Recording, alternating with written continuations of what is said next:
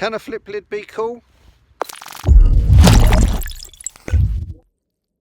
That, of course, is a very subjective question, and that's one that you're going to have to answer yourself. However, what I can do is tell you exactly what this helmet is like to ride in. Hi, I'm Tony, and welcome back to the cave, and here's my review of the Shoei Neotec 2 modular helmet.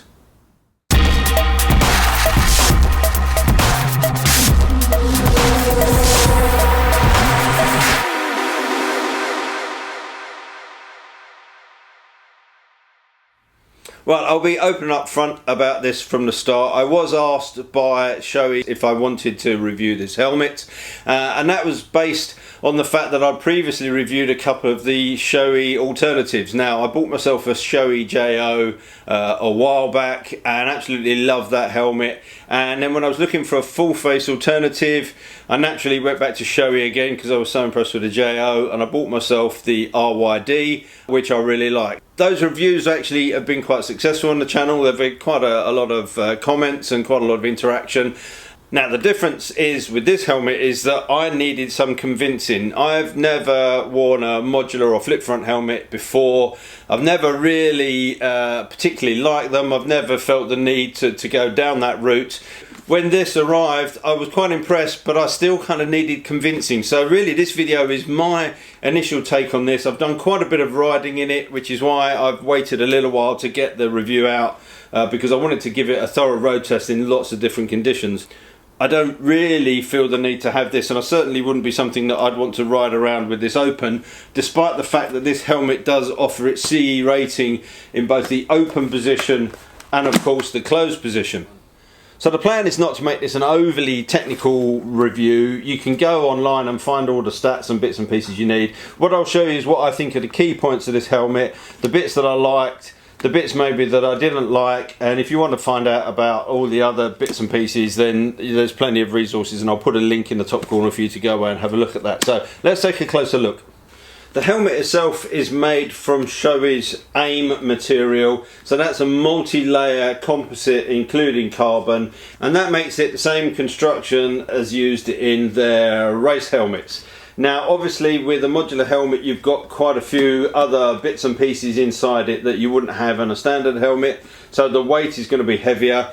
This then weighs in at 1715 grams. With some of the optional parts, you're going to add some weight, so by the time you get the comms unit in there, you're looking at 1750. So not necessarily a heavy helmet, and I must admit, when wearing it, it didn't feel heavy, purely because it was such a comfortable helmet.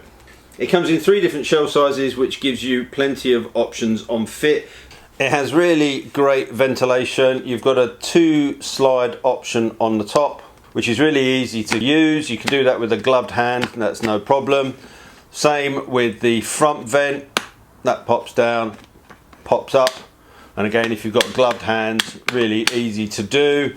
You've got venting with a venturi at the back here, and that's constantly open, so you really get some nice airflow. With that top fully open, you can feel the air blowing through, and actually I didn't really notice any increase in noise. A little bit when you open that chin vent. I rode it without ear plugs initially just to see what the noise was like, and it was pretty quiet. Obviously when you open that, you get a little bit more noise, and when you open this, you get again a little bit more noise. One thing that helps with that noise is this vortex generator, which is put on the front here, and what this aims to do is get the wind flow coming into the helmet, creates a bit of turbulence, and that stops the wind noise on the side of the helmet, and that seems to be pretty successful. Now, one of the other ways of making a helmet quiet is obviously to get it as close fitting around the neck as it can. That's where the majority of the noise comes from, really. If you're on a bike where you've got a big open space underneath, the wind coming through is going to create that noise, which is going to go up in the helmet. So getting this as close fitting as you can is good. This is one area where modular or flip front helmets have a real advantage. If you look on this helmet, you've got a really nice, sturdy, thick chin guard or chin sock that sits there nice and flush. Outside of the neck roll, you've then got this extra piece that Shoei have put here underneath the clip, and that means that you get really just a very small gap here for your neck. It fits nice and comfortably, but nice and snug, and that makes this helmet not only very quiet, but actually on cold days it stops that draft going up. It's got quite a nice shape, profile to it as well, not too aggressive, it's not too sporty looking, but I think actually as it stands with its lid down,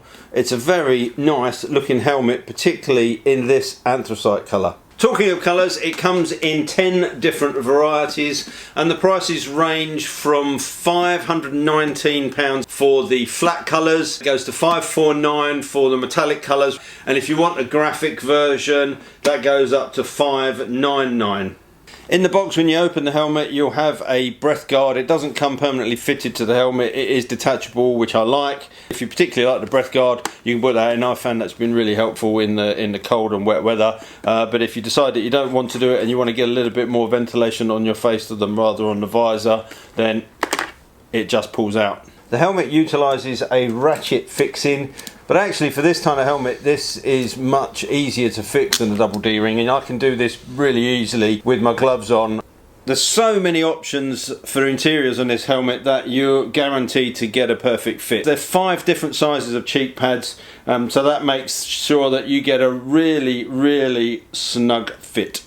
The helmet comes with a drop down visor, which is an EN1836 rated visor. What they're essentially saying is this visor is rated the same as it would be for sunglasses, stops 99% of the UV rays. The lever on the side is a pretty positive action, nice and easy to do with a gloved hand. I would like there to be a little bit more of a positive click down into place and a kick back up into place, but that's one of the minor niggles I've had. That's the nitty gritty details of the helmet. Let's just cross over to our outdoor correspondent to get his final wrap up. So am I a convert? I think I possibly am. When I'm riding the KTM, I think this is a great helmet. I think if I could get the center comms unit in there so that's all tucked in together, I think it will be fantastic. Like all of the other Shoeis that I've got, it's very well made, it's incredibly comfortable, it fits me well, and as I mentioned, you've got lots and lots of alternatives for the interiors to be able to get a custom fit exactly as you need it. So if you're in the market for a new helmet, then go and check out the Shoei Neotec 2.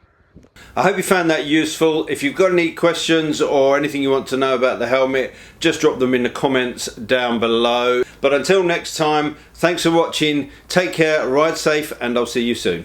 Bye. Yeah.